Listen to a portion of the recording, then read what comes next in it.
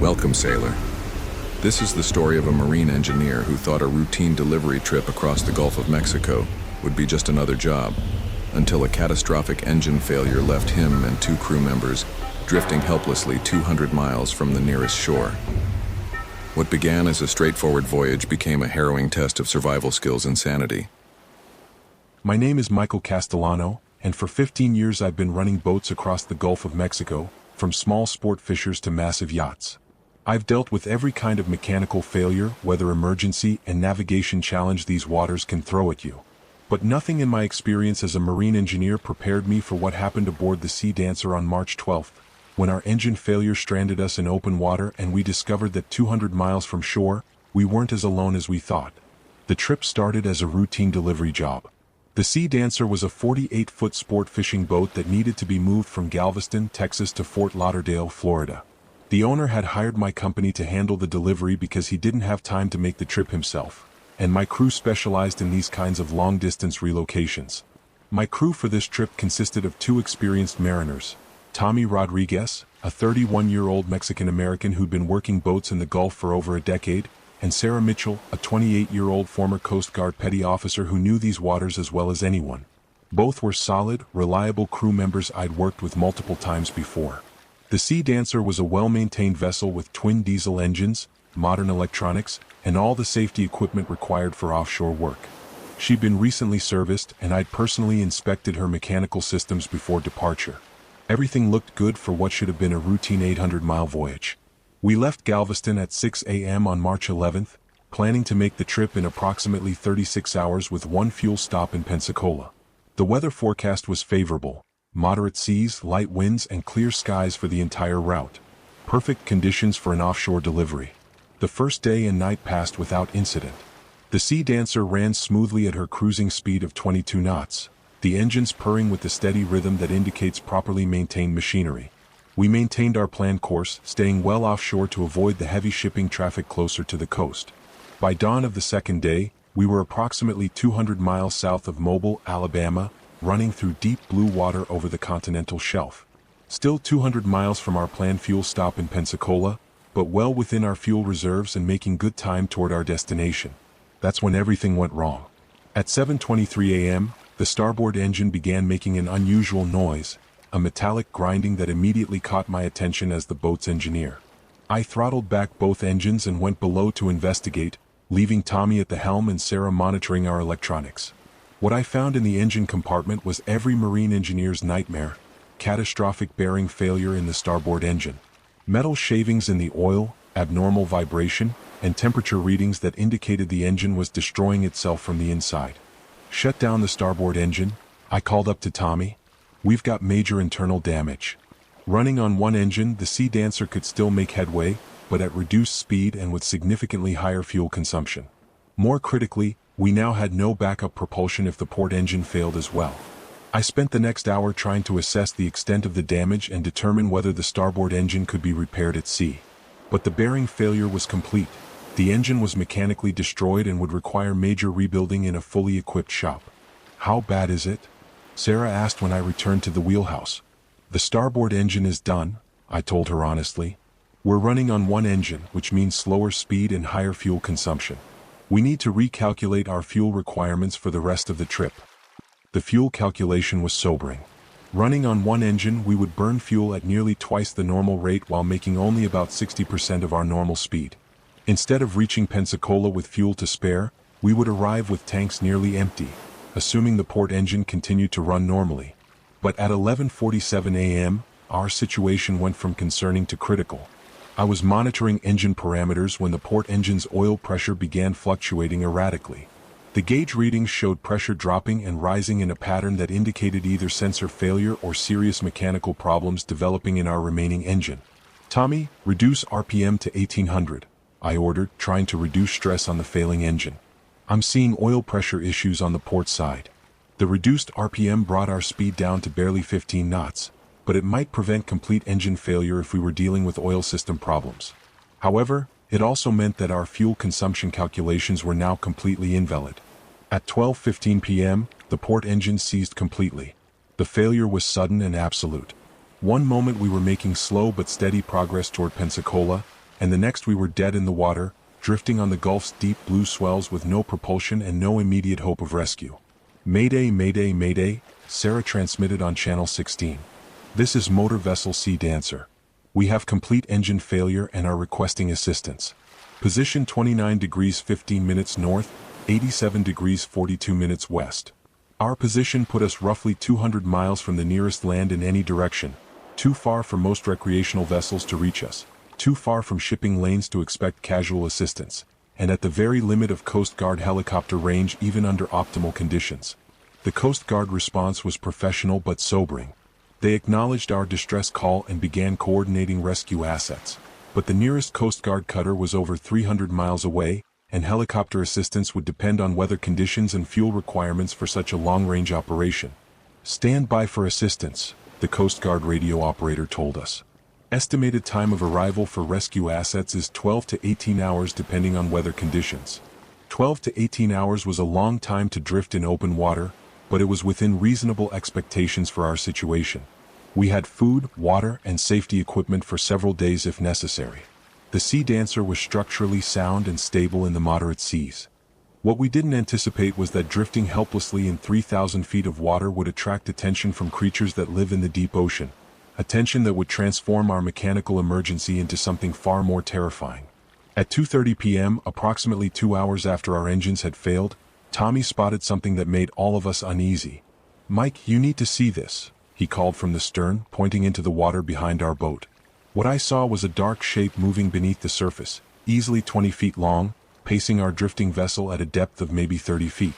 It was too large to be any of the common sharks found in Gulf waters, and its movement pattern was unlike anything I'd seen in 15 years of offshore work. "What do you think it is?" Sarah asked, joining us at the stern rail. "I don't know," I admitted, "but it's been following us for at least 10 minutes. The creature, whatever it was, maintained a consistent distance from our boat, neither approaching nor moving away, just swimming along beneath us as we drifted with the current. Its behavior was curious rather than aggressive, but there was something unsettling about being watched by something so large in such deep water. As the afternoon progressed, we began to notice more activity around our boat.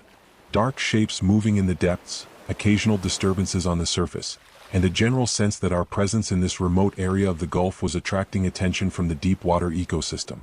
"This is normal, right?" Tommy asked as we watched what appeared to be several large forms circling our position. "Fish are curious about boats?" I wanted to reassure him, but the truth was that in 15 years of offshore work, I'd never seen this level of activity around a drifting vessel. Small fish, yes. Dolphins and pilot whales occasionally. But these shapes were larger, more numerous, and their behavior was unlike anything in my experience. By 4 p.m., it was clear that our boat had become the center of attention for whatever lived in the deep water beneath us. We could see multiple large forms moving below the surface, and occasionally something would break the surface briefly before disappearing again. "Should we be worried about this?" Sarah asked, her Coast Guard training making her more aware than most people of potential maritime hazards. "I don't know," I said honestly, "but I don't think we have much choice except to wait for rescue and hope whatever's down there stays curious rather than aggressive." As evening approached, our mechanical emergency was becoming complicated by the growing awareness that we were not alone in the deep waters of the Gulf. Something was watching us, following us, and showing an interest in our helpless vessel that went far beyond normal marine behavior. The Coast Guard had updated our rescue timeline to approximately 8 to 12 hours, meaning we would likely spend the night drifting in open water with whatever had decided to investigate our presence. As darkness fell over the Gulf of Mexico, we prepared for what would become the longest night of our lives, not because of the mechanical failure that had stranded us, but because of what was waiting in the depths below. Sunset in the Gulf of Mexico is usually one of the most beautiful sights you can witness at sea, but that evening it felt more like a countdown to something we weren't prepared to face. As the last light faded from the western horizon, the activity around our boat seemed to intensify rather than diminish. "There's definitely something big down there," Tommy said, peering over the side with a flashlight. "Multiple somethings." The beam of his light penetrated maybe 15 feet into the clear Gulf water before being swallowed by the depths. But in that illuminated cone we could see shapes moving, large, dark forms that seemed to be maintaining formation around our drifting vessel. I'd been trying to focus on the mechanical aspects of our situation, running through possible repair scenarios for our engines and calculating our drift rate based on current and wind conditions. But it was becoming impossible to ignore the fact that our boat had become the center of attention for creatures that didn't behave like anything I'd encountered in 15 years of offshore work. Sarah, what's the latest from the Coast Guard? I asked, hoping for updated rescue information that might cut short our time in deep water. Last contact was 2 hours ago, she replied, checking our radio log. They confirmed assets are en route, but they're still estimating 8 to 12 hours for arrival. Weather's been favorable, so they're leaning toward the shorter time frame. 8 hours minimum meant we'd be spending the entire night drifting in 3,000 feet of water with whatever was swimming beneath us. The prospect was becoming more unsettling by the hour as the number and size of the shapes below seemed to increase. At 8:30 p.m., we experienced our first direct contact with whatever was following us. I was in the engine compartment, trying once more to determine if either engine could be coaxed back to life, when the entire boat shuddered. Not the gentle rocking motion of swells, but a deliberate bump from something large striking the hull from below. "Mike, get up here!" Tommy shouted from the deck. "Something just hit us." I rushed to the deck to find Tommy and Sarah staring over the side, flashlights pointed into the water. In the beams of light, we could see massive shapes moving just below the surface, creatures easily 20 to 30 feet long, with movements too coordinated and purposeful to be random. "Did you see what hit us?" I asked. "It came from underneath," Sarah said, her voice tight with controlled tension. "Something big enough to move the whole boat." The Sea Dancer was a 48-foot vessel weighing approximately 35,000 pounds. Whatever had bumped us was large enough and powerful enough to physically move that mass through the water. The implications were sobering. Over the next hour, we experienced several more contacts. Not aggressive attacks, but deliberate bumps and pushes that seemed designed to test our boat's response. Each contact was followed by increased activity visible in our flashlight beams, as if our reactions were being studied. "This isn't normal marine behavior," Sarah said during a brief lull in the activity. "I've never seen or heard of anything like this." Sarah's Coast Guard experience included search and rescue operations throughout the Gulf, and her assessment carried weight. If someone with her background was concerned about what we were experiencing, then our situation was genuinely unusual. At 10:15 p.m., we witnessed something that challenged our understanding of what lives in the deep Gulf waters. Tommy was monitoring the water with our most powerful spotlight when he suddenly called out, "Jesus Christ, Mike, look at this." In the beam of the spotlight, we could see what appeared to be an organized formation of large creatures surrounding our boat. Not random animals attracted to our presence, but a coordinated group maintaining specific positions relative to our vessel. "Count them," I said, trying to maintain the analytical mindset that had served me through 15 years of marine emergencies. "I see at least 8, Sarah reported. "Maybe more at the edge of our light range." 8 creatures, each the size of a large whale, maintaining formation around our drifting boat in water 3,000 feet deep. The behavior was unlike anything documented in marine biology textbooks, and it was happening to us in real time. "Should we try to drive them away?" Tommy asked. "Make noise, use the horn?" It was a reasonable suggestion, but something about the coordinated nature of their behavior made me hesitant to take any action that might be perceived as aggressive. We were completely helpless in the water, and antagonizing whatever was studying us seemed like a poor survival strategy. "Let's just observe for now," I decided. "Document everything, but don't do anything that might provoke a response." For the next 3 hours, we maintained a careful watch on the activity around our boat. The creatures, whatever they were, continued their organized surveillance, occasionally bumping our hull but never in a way that seemed threatening.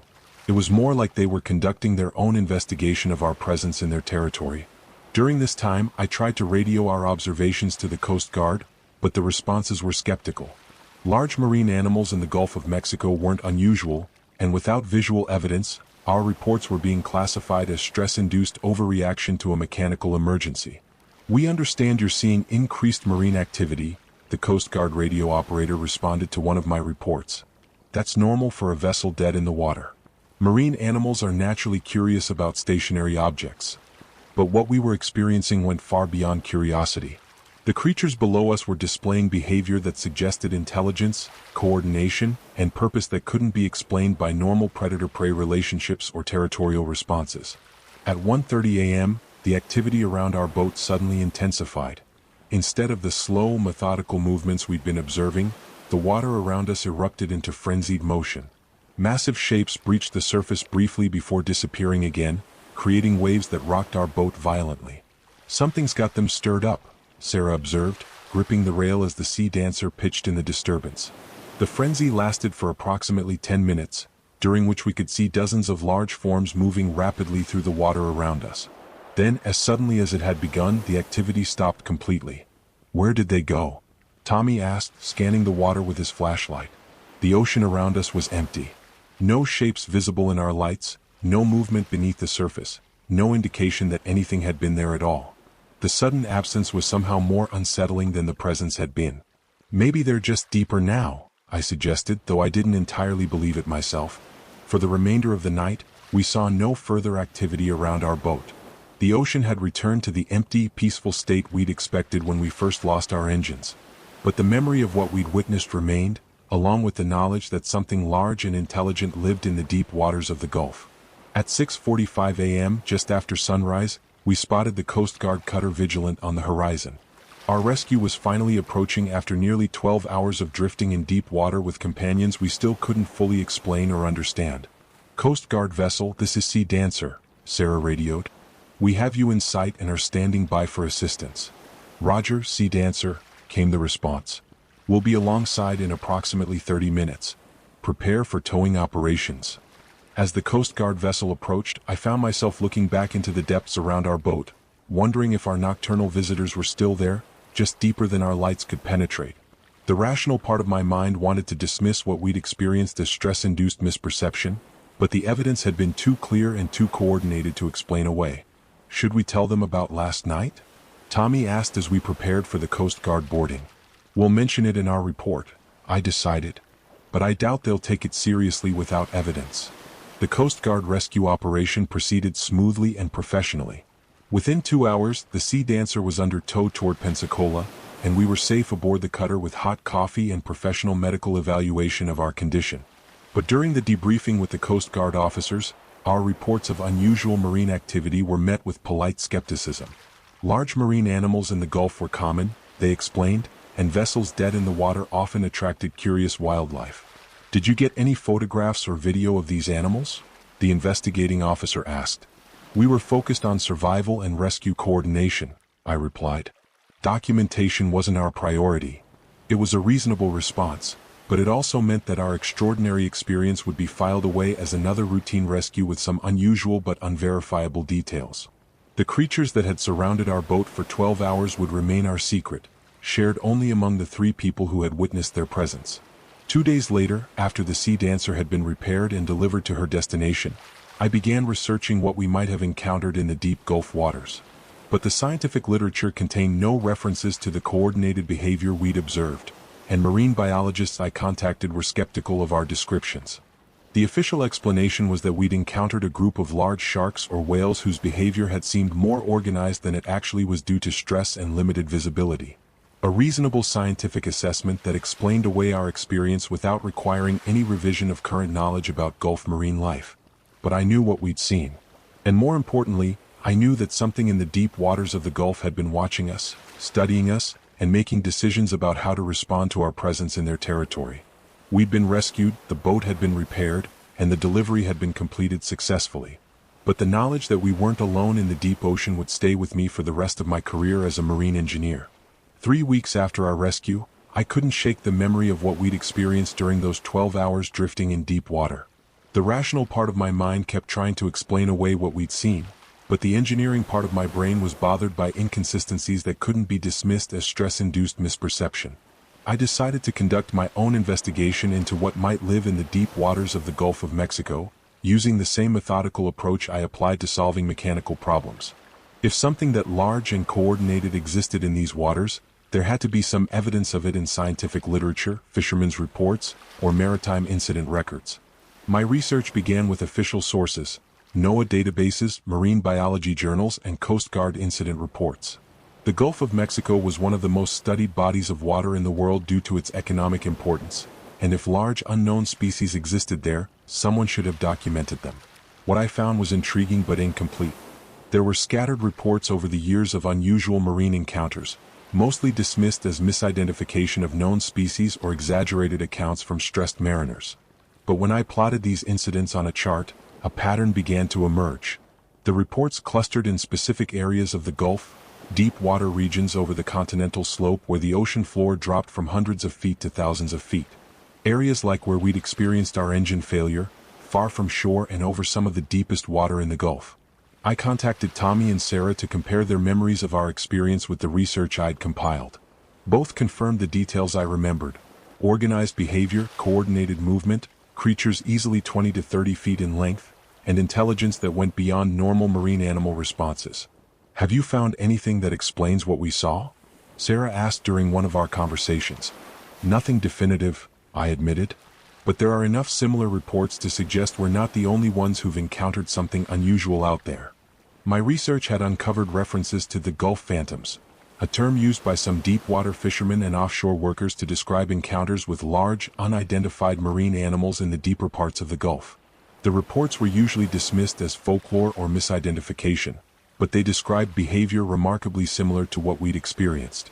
One account from a commercial fisherman operating 150 miles south of Louisiana described creatures that surrounded his vessel for an entire night, displaying what he called pack behavior unlike anything he'd seen in 30 years of deep-water fishing.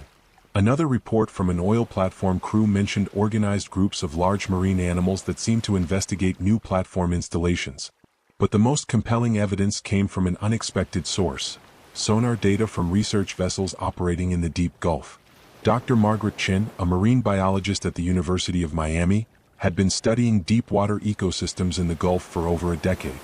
When I contacted her about our experience, she was initially skeptical but agreed to review her sonar data from the area where we'd lost our engines. "This is interesting," she said during our phone conversation 2 weeks later. "We have sonar contacts from that area that don't match any known species profiles. Large, fast-moving objects in coordinated formations."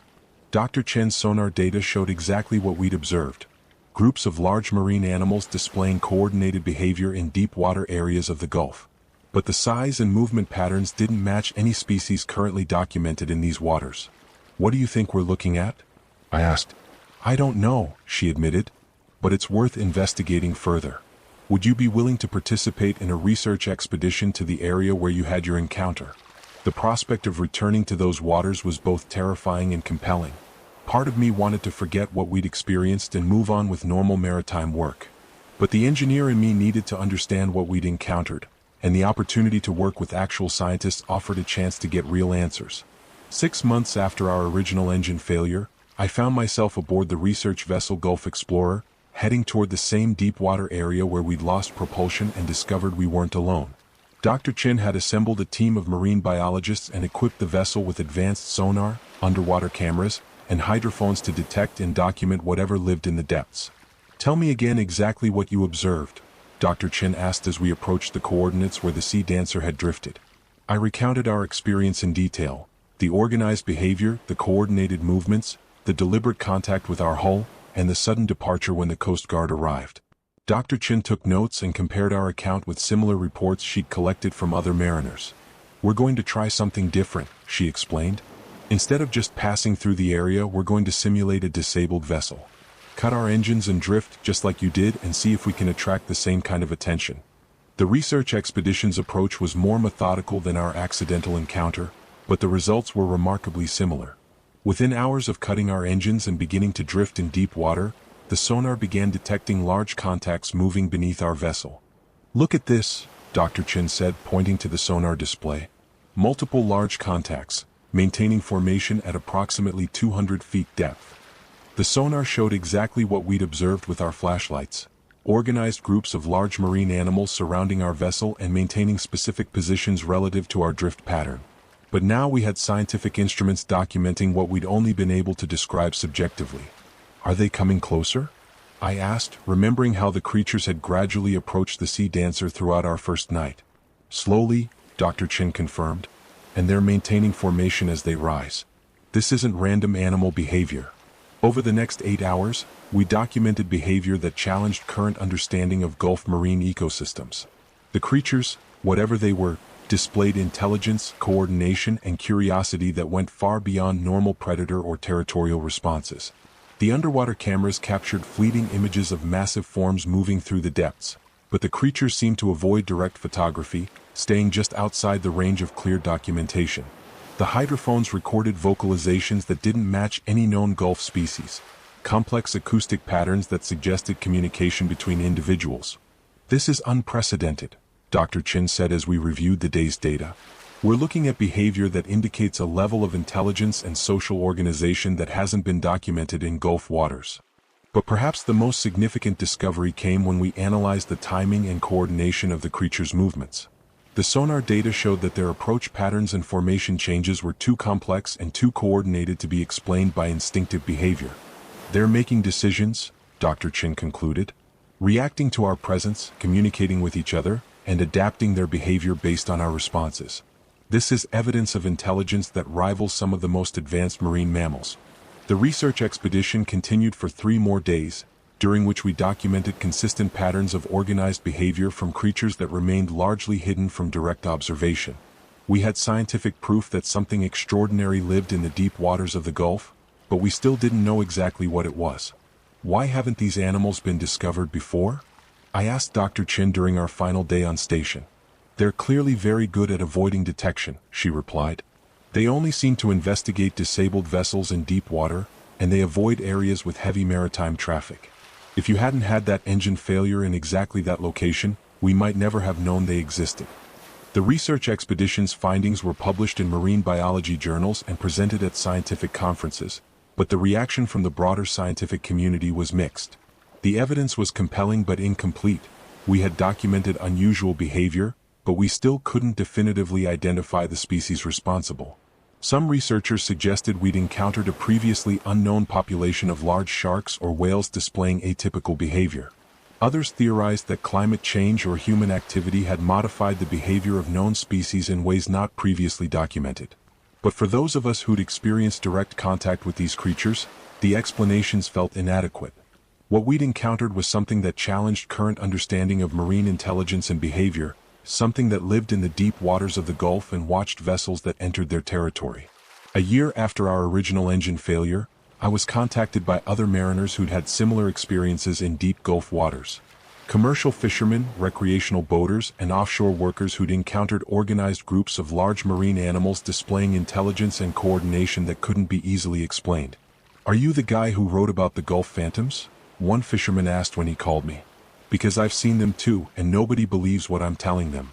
These conversations convinced me that our experience wasn't isolated.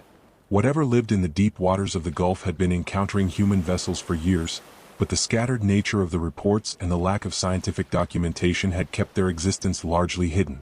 I began collecting and documenting these accounts, creating a database of encounters that might eventually provide enough evidence to support comprehensive scientific investigation. Each report added details to our understanding of creatures that seemed to exist at the intersection of marine biology and maritime mystery. The engine failure that had stranded us 200 miles from shore had revealed something extraordinary about the ocean we thought we knew. In the deepest waters of the Gulf of Mexico, something was watching, learning, and making decisions about how to respond to human intrusion into their domain. We still didn't know exactly what they were, but we knew they were there.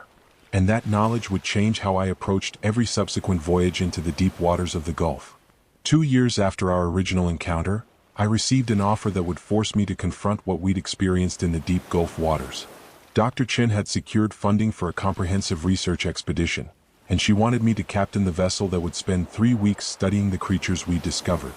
"We need someone who understands both the maritime aspects and the behavioral patterns," she explained during our planning meeting. "You're the only person who's had extended contact with them and has the seamanship skills to keep us safe." The expedition would use a specially equipped research vessel with advanced sonar arrays, underwater cameras, and communication equipment designed to document and possibly interact with whatever lived in the depths.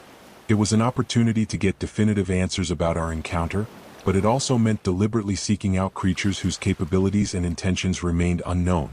Tommy and Sarah both volunteered to join the expedition crew, despite their own lingering unease about what we'd experienced. "If we're going back out there, I want to be there," Sarah said. "I need to understand what we encountered."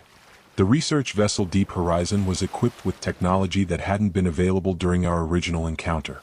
Multi-beam sonar that could map the ocean floor and track multiple targets simultaneously, high-definition cameras capable of filming in near-total darkness, and hydrophones sensitive enough to detect and analyze underwater communications from miles away. But the most important addition to our equipment was Dr. James Whitfield, a marine biologist who specialized in cetacean intelligence and communication. If the creatures we'd encountered were capable of complex thought and social organization, Dr. Whitfield would be able to recognize and analyze those capabilities. Based on your descriptions and Dr. Chen's preliminary data, we're looking for animals with intelligence levels comparable to dolphins or whales, Dr. Whitfield explained as we reviewed our research plan. If that's accurate, they may be capable of learning and adapting their behavior based on previous encounters with human vessels. The implication was sobering. If the creatures were intelligent enough to learn from our previous encounters, they might respond differently to our return, and we had no way of predicting whether that response would be curious, cautious, or potentially hostile. We departed from Galveston on September 15th, heading for the same deep water area where the Sea Dancer had lost her engines 2 years earlier. The weather was favorable, and the Deep Horizons advanced navigation systems allowed us to position ourselves within a few hundred yards of our original coordinates. "This is where it happened," I told Dr. Chen as we approached the site. "Same depth, same bottom topography, same distance from shore." The plan was to simulate the conditions of our original encounter as closely as possible. We would cut our engines and begin drifting, then use our advanced equipment to document whatever responded to our presence. Within 3 hours of beginning our drift, the sonar began detecting contacts. Multiple large targets approaching from the southeast, the sonar operator reported. Range approximately 2,000 yards and closing. This time we were ready. High-definition cameras were positioned to record anything that came within range, and the hydrophones were active in recording. If the creatures approached us as they had during our original encounter, we would capture scientific evidence of their behavior. "They're maintaining formation," Dr. Whitfield observed, studying the sonar display. "Classic pack behavior, but in animals this size, that's unprecedented in Gulf waters." The sonar showed at least 12 large contacts moving in a coordinated pattern toward our drifting vessel. As they approached, the hydrophones began detecting acoustic activity, complex vocalizations that suggested communication between the approaching animals. "Are you recording this?" Dr. Chin asked the hydrophone operator. "Everything's being recorded," he confirmed. "And these vocalizations are unlike anything in our database of known Gulf species." When the creatures reached us, their behavior was remarkably similar to what we'd experienced 2 years earlier. They surrounded our vessel, maintaining specific positions and depths while apparently studying our response to their presence. But this time, we had cameras capable of capturing clear images in the deep water. "Jesus Christ," Dr. Whitfield whispered as the first clear images appeared on our monitors. "What are those?" The creatures were unlike anything in the scientific literature. Easily 30 feet in length, with sleek, hydrodynamic bodies that moved with intelligence and purpose. They had characteristics of both sharks and cetaceans, but with anatomical features that didn't match any known species. "Are they sharks?" Tommy asked, studying the images. "No," Dr. Whitfield replied. "The body structure is wrong for sharks, but they're not whales either. I've never seen anything like this." The creature's behavior was as remarkable as their appearance. They moved in coordinated formations around our vessel, occasionally approaching to investigate our cameras and equipment, but always maintaining what appeared to be a calculated distance from our hull. "They're learning," Dr. Chin observed, watching the creature's responses to our equipment. "Look how they react to the cameras. They're studying our technology just as much as we're studying them."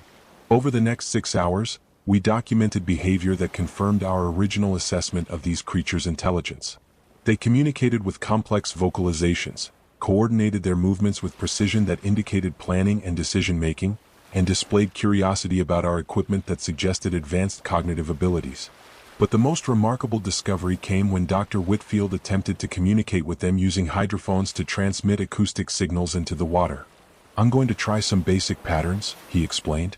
"Simple sequences that intelligent animals might recognize as artificial communications rather than natural sounds." The response was immediate and unmistakable. When Dr. Whitfield transmitted a series of tones in a specific rhythm, the creatures responded with similar patterns, but with variations that suggested they were not simply mimicking our signals. "They're modifying the patterns," Dr. Whitfield said, his voice tight with excitement. "This isn't echolocation or territorial response. They're actually attempting to communicate." Over the next 2 hours, we documented what appeared to be the first recorded attempt at interspecies communication between humans and an unknown deep-water species. The creatures responded to our acoustic signals with increasingly complex patterns, suggesting they were trying to establish some form of dialogue. "This changes everything," Dr. Chin said as we recorded the exchanges. "We're not just looking at an unknown species, we're looking at intelligent life that's trying to communicate with us." But as impressive as the communication attempts were, they also raised disturbing questions about what these creatures might have learned from previous encounters with human vessels. If they were intelligent enough to attempt communication, they were also intelligent enough to view humans as potential threats to their territory. At 11:30 p.m., after nearly 8 hours of documented contact, the creature's behavior suddenly changed. Instead of the curious, investigative approach they'd maintained throughout the day, they began displaying what appeared to be agitation. The sonar showed rapid movement patterns, and the hydrophone recordings indicated vocalizations that were more aggressive in tone and structure. "Something's got them stirred up," the sonar operator reported. "Movement patterns are becoming erratic." Within minutes, all contact with the creatures ceased. The sonar showed them departing rapidly toward deeper water, leaving our research vessel alone on the surface for the first time since we'd begun drifting. "Where did they go?" I asked, scanning the sonar display for any remaining contacts. "Deep," Dr. Whitfield replied, checking the hydrophone readings. "Beyond our sonar range, probably below 2,000 feet. The sudden departure was as mysterious as their initial approach had been coordinated. One moment we were in the middle of documenting unprecedented interspecies communication, and the next we were alone on an empty ocean with no indication of what had caused the creatures to flee. The answer came 3 hours later, when our radar detected an approaching vessel. Commercial fishing boat, bearing northeast, range approximately 15 miles, our radar operator reported.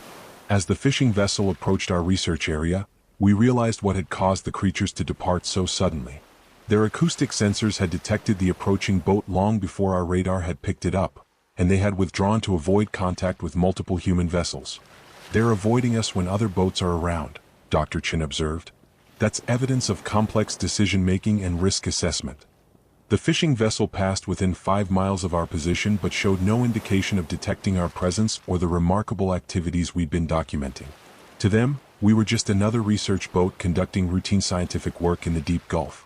But after the fishing boat disappeared over the horizon, the creatures returned. The sonar detected their approach more than an hour before they reached us, moving in the same coordinated formations we'd observed earlier. But this time, their behavior was more cautious, as if our extended interaction had made them more wary of human contact. "They're learning from each encounter," Dr. Whitfield noted as we watched the creatures resume their positions around our vessel. "Their behavior is evolving based on experience." Over the remaining 2 weeks of our expedition, we documented consistent patterns of intelligence, communication ability, and social organization that challenged everything known about marine life in the Gulf of Mexico. The creatures demonstrated problem-solving skills, coordinated hunting behavior, and what appeared to be cultural transmission of knowledge between individuals. But perhaps the most significant discovery was evidence that these creatures had been studying human maritime activity for much longer than we had realized. During one of our communication sessions, Dr. Whitfield detected acoustic patterns that seemed to mimic the sound signatures of various types of vessels: fishing boats, cargo ships, recreational craft, and even military vessels. The creatures had apparently been cataloging and analyzing human maritime activity, building a database of knowledge about surface vessels and their behavior patterns.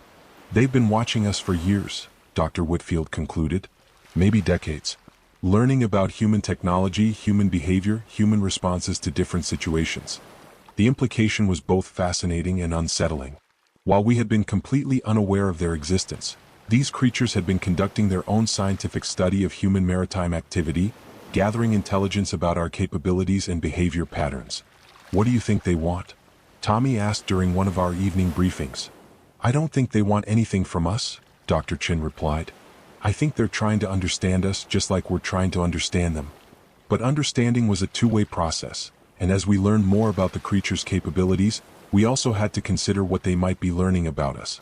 Our research expedition had provided them with unprecedented access to human technology and behavior, just as their cooperation had given us insights into their intelligence and social organization. On our final day in the research area, the creatures displayed behavior that seemed almost ceremonial. They approached our vessel in a formal procession, maintaining perfect formation and vocalizing in complex patterns that suggested this was their way of acknowledging the end of our interaction. "It's like they're saying goodbye," Sarah observed, watching the creatures circle our vessel one final time before departing toward deeper water. As we began our return voyage to Galveston, I reflected on what we'd accomplished and what questions remained unanswered. We had proven that intelligent life existed in the deep waters of the Gulf of Mexico, life that had been studying human activity while remaining hidden from scientific detection. But we still didn't know what these creatures were, where they had come from, or what their long-term intentions might be regarding human maritime activity. We had established that communication was possible, but we had barely begun to understand what they were trying to tell us. The research expedition's findings would revolutionize marine biology and challenge assumptions about intelligence in the ocean. But for me, the most important discovery was personal. The engine failure that had stranded us 200 miles from shore had introduced us to neighbors we never knew we had. In the deepest waters of the Gulf of Mexico, something was watching, learning, and making decisions about how to coexist with the human vessels that crossed their territory. And now they knew that we knew they were there. The question was what would happen next.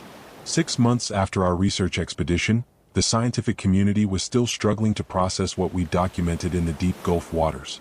Dr. Chen's preliminary papers had been published in major marine biology journals, but the broader implications of discovering intelligent marine life were being debated in venues far beyond academic circles. The Department of the Navy wants a briefing, Dr. Chen told me during one of our regular update calls. And NOAA is organizing a multi-agency task force to assess the implications for commercial shipping and offshore energy operations.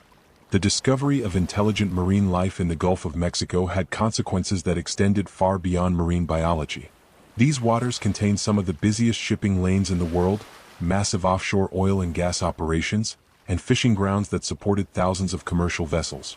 If the creatures we discovered were territorial or felt threatened by human activity, the potential for conflict was enormous. But my greatest concern wasn't about large-scale implications. It was about what might happen to individual vessels that encountered these creatures without understanding what they were dealing with. Our research had shown that the creatures were curious about disabled vessels, but we still didn't know how they might respond to threats or aggressive behavior. I began working with maritime safety organizations to develop protocols for vessels that might encounter unknown marine life in deep Gulf waters. The guidelines were necessarily vague. We still understood very little about the creature's behavior patterns or territorial boundaries, but they emphasized avoiding aggressive actions and maintaining calm, non-threatening behavior during any encounter. The key thing is not to panic, I explained during a presentation to the Gulf Coast Maritime Association. These animals appear to be intelligent and curious, not aggressive, but they're also large enough and numerous enough to be dangerous if they feel threatened. The presentation included video footage from our research expedition, the first clear images of the creatures that had been released to the maritime community. The reaction was mixed: fascination from some, skepticism from others, and genuine concern from experienced mariners who understood the implications of sharing the Gulf with unknown intelligent life. How do we know they won't attack vessels? One captain asked during the question and answer session. We don't, I admitted. But in all documented encounters, they've shown curiosity rather than aggression. The danger seems to come from misunderstanding their intentions, not from inherent hostility. 3 weeks after my presentation, I received a call that proved this assessment correct and wrong. Mike, we've got a situation, Captain Bradley from the Coast Guard told me. Commercial fishing vessel is reporting aggressive contact with large marine animals, positioned about 180 miles south of Mobile. They're requesting immediate assistance. The vessel in distress was the Gulf Harvester, a 75-foot shrimp boat with a crew of 6. According to their radio reports, they'd been surrounded by large marine animals that were bumping their hull and preventing them from moving. The crew was panicking, and the captain was considering using emergency flares to drive the animals away. Do not use flares, I radioed directly to the Gulf Harvester. Do not make aggressive moves. These animals are intelligent and will respond to threats. But it was too late. By the time I established communication with the fishing vessel, they had already fired several emergency flares into the water around their boat, apparently believing they were being attacked by sharks or whales. The creature's response was swift and coordinated. They're ramming us, the Gulf Harvester's captain radioed. Multiple impacts on the hull. We're taking on water. What had been a curious investigation by intelligent marine life had become a defensive response to what the creatures perceived as an attack. The flares had triggered exactly the kind of aggressive behavior we'd been trying to prevent through our safety protocols. I was aboard a Coast Guard helicopter within an hour, racing toward the Gulf Harvester's position with Dr. Whitfield and emergency response equipment. Our plan was to attempt acoustic communication with the creatures to de-escalate the situation before it became a maritime disaster. When we arrived at the scene, the Gulf Harvester was listing heavily to starboard, taking on water through multiple hull breaches. The crew was preparing to abandon ship, but their life rafts would leave them helpless in the water with creatures that were now demonstrating aggressive behavior. "Lower me to the water," Dr. Whitfield ordered the helicopter crew. "I'm going to try to communicate with them before that crew ends up in the water." Using waterproof acoustic equipment, Dr. Whitfield began transmitting the same peaceful communication patterns we developed during our research expedition. The response was immediate. The aggressive ramming of the fishing vessel stopped, and the creatures moved away from the hull. "It's working," I reported to the Coast Guard cutter that was approaching the scene. "The acoustic signals are getting their attention." Over the next 20 minutes, Dr. Whitfield managed to establish the same type of communication we'd achieved during our research. The creatures responded to his signals with their own vocalizations, and gradually their behavior shifted from aggressive defense back to curious investigation. "They're backing off," the Gulf Harvester's captain reported. "Whatever you're doing, keep doing it." The Coast Guard was able to evacuate the fishing vessel's crew and begin emergency pumping operations to keep the boat afloat until it could be towed to port.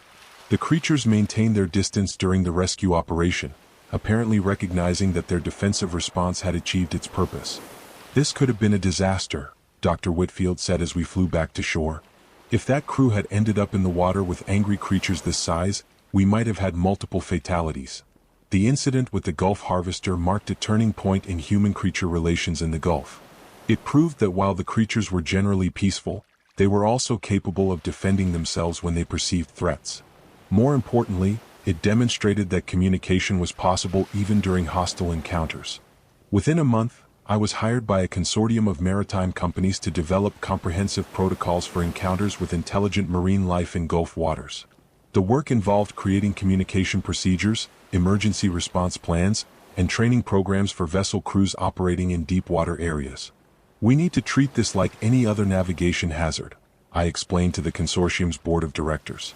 "These creatures are a permanent feature of the deep Gulf environment, and we need to learn to coexist with them safely." The protocols we developed were based on everything we'd learned during our research and emergency response operations. They emphasized peaceful behavior, established communication procedures for vessels equipped with appropriate acoustic equipment, and provided clear guidelines for avoiding the kind of aggressive actions that had triggered the attack on the Gulf Harvester. But perhaps the most important aspect of the protocols was the recognition that these creatures were not just another maritime hazard. They were intelligent life forms with their own territorial boundaries and behavioral patterns that humans needed to respect. 6 months later, I was contacted by Dr. Chen with news that would change everything we thought we understood about our discovery. "We've been analyzing the acoustic recordings from all our encounters," she said during our video call. "And we've found something extraordinary in the communication patterns." Dr. Chen's analysis had revealed that the creature's vocalizations contained mathematical relationships and structural complexity that suggested not just intelligence, but civilization. The acoustic patterns included what appeared to be names for individual creatures, territorial boundaries, and even historical references to past encounters with human vessels. "They're not just intelligent animals," Dr. Chen concluded. "They're a technological species with their own culture, their own history, and their own understanding of human civilization." The implications were staggering. The creatures we discovered weren't just marine animals that happened to be intelligent. They were a non-human civilization that had been sharing the Gulf of Mexico with humans for decades, possibly centuries, while remaining completely hidden from detection. "What do we do with this information?" I asked. "We establish formal contact," Dr. Chen replied. "This isn't a marine biology issue anymore. This is first contact with intelligent alien life, even if that life evolved right here on Earth." 2 years after our original engine failure had introduced us to the creatures in the deep Gulf, I found myself serving as the maritime liaison for humanity's first formal diplomatic mission to a non-human intelligence. It wasn't the career path I'd planned when I became a marine engineer, but it was the path that events had chosen for me. The engine that had failed 200 miles from shore had done more than strand us in deep water. It had opened the door to a new era of human understanding about what shared our planet. In the deepest waters of the Gulf of Mexico, we had neighbors who had been watching us, studying us, and waiting for us to become wise enough to recognize their existence. Now that we knew they were there, the real work of learning to coexist was just beginning. Epilogue: The Gulf Accords. 5 years after our engine failure first introduced us to the intelligence that dwelled in the deep Gulf waters, I stood on the deck of the research vessel New Horizon, watching as humanity's first formal diplomatic mission to a non-human species prepared to begin. The delegation included marine biologists, linguists, diplomats, and military observers from 6 nations, all gathered to establish formal contact with the civilization we had discovered in the depths. I was there as the maritime advisor, the person who had spent more time in direct contact with these beings than anyone else on Earth. "Are you ready for this?" Dr. Chin asked as we approached the coordinates where it all began, the same deep water area where the Sea Dancer had lost her engines and drifted into history. "As ready as anyone can be for first contact," I replied, though the magnitude of what we were attempting still seemed surreal.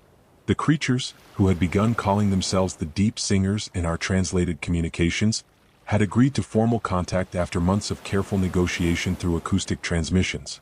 They had their own questions about human civilization, their own concerns about sharing territory with surface dwellers, and their own agenda for these historic meetings.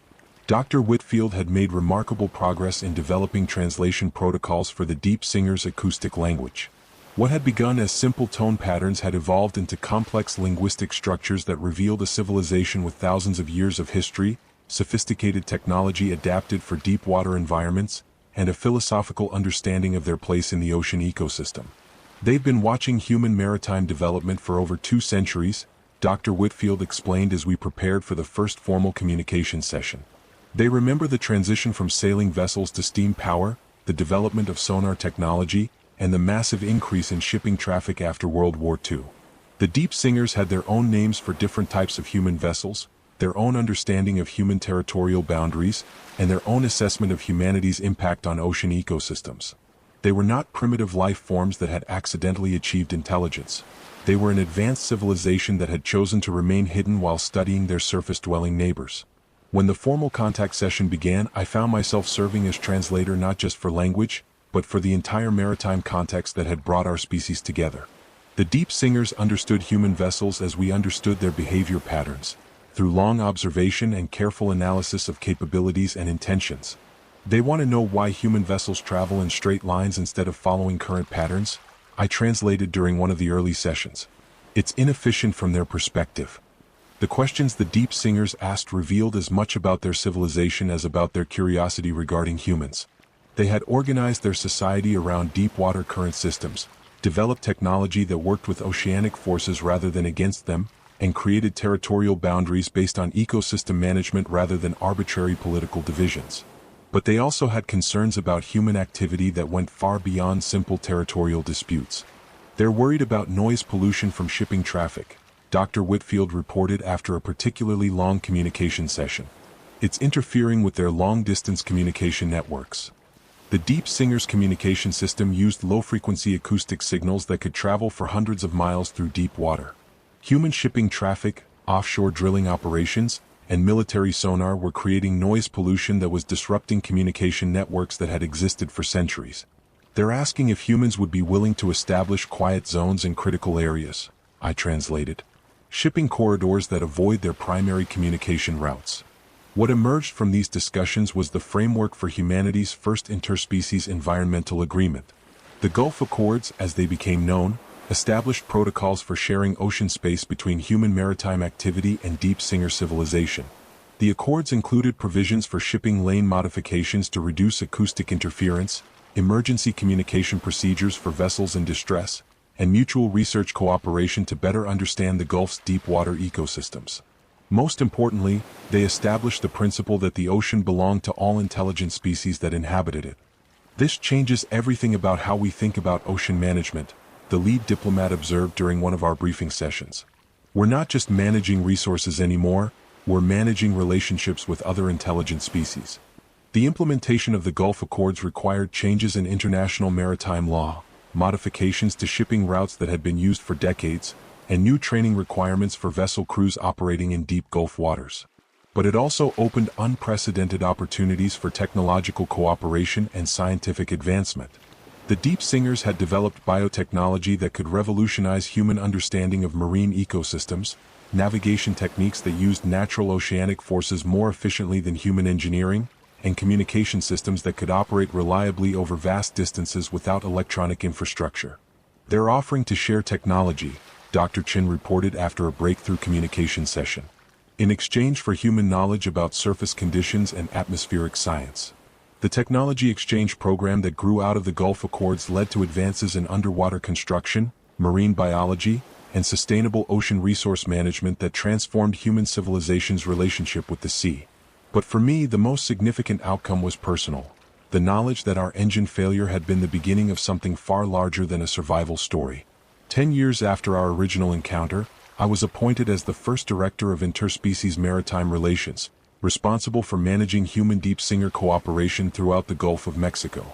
It was a position that hadn't existed until we discovered we shared the ocean with neighbors we'd never known about. Tommy and Sarah both found their own roles in the new reality we'd helped create. Tommy became a specialist in human deep-sea emergency response, developing procedures for rescue operations that involved both species. Sarah joined the Coast Guard's new interspecies communication division, using her military experience to help establish security protocols for diplomatic missions. The Sea Dancer herself was eventually restored and converted into a floating museum dedicated to first contact with the deep singers. Visitors could see the engine compartment where our mechanical failure had begun, the radio equipment we'd used to call for rescue, and the deck where we'd first spotted something moving in the deep water beneath us. But the most important exhibit was a simple display case containing the tools we'd used during our 12 hours adrift: flashlights, emergency flares, and the knife I'd carried throughout our ordeal. Simple equipment that had helped us survive long enough to discover that we weren't alone in the Gulf of Mexico. The engine failure that had stranded us 200 miles from shore had taught us that mechanical problems were just the beginning of some adventures. In the deepest waters of the Gulf, we had found neighbors who had been watching us, studying us, and waiting for us to become wise enough to recognize their existence. Sometimes what seems like disaster is actually discovery. Sometimes being lost is the first step toward finding something you never knew you were looking for. The engine failed 200 miles from shore, and that's when we realized we weren't alone out there. But we also realized that being alone isn't the most important thing about survival. It's learning to coexist with whoever else is sharing your world. In the deep waters of the Gulf of Mexico, we had found family we never knew we had.